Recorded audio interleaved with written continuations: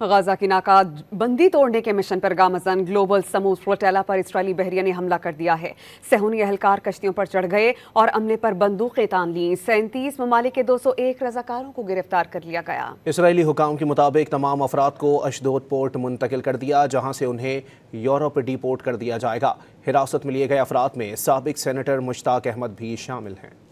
اسرائیل کی کھلی دہشت گردی، گلوبل فلوٹیلا کا غزہ پہنچنے کا مشن ایک بار پھر پورا نہ ہو سکا۔ اسرائیلی نیوی نے رات کے اندھیرے میں گلوبل سمود فلوٹیلا پر دھاوا بول دیا۔ صہیونی اہلکاروں نے کشتیوں پر چڑھ کر عملے کو ہراساں کیا اور بعد میں حراست میں لے کر اشدود منتقل کر دیا۔ اسرائیلی فوجیوں نے کارروائی کے دوران کشتیوں کے کیمرے بند کر دیے، کشتی سے لائیو فیڈ اور تمام رابطے منقطع ہو گئے۔ مشن میں شامل کارکنوں کو اپنے فونز پانی میں پھینکنا پڑے۔ عالمی میڈیا کے مطابق اسرائیلی فوج نے اب تک گلوبل سمود فلوٹیلا کے قافلے میں شامل 21 کشتیوں کو قبضے میں لے لیا ہے۔ ان کشتیوں پر سوار 200 سے زائد رضاکاروں کو گرفتار کر لیا گیا۔ اسرائیلی وزارت خارجہ کے مطابق گرفتار کارکنان کو اشدود سے یورپ ڈیپورٹ کیا جائے گا۔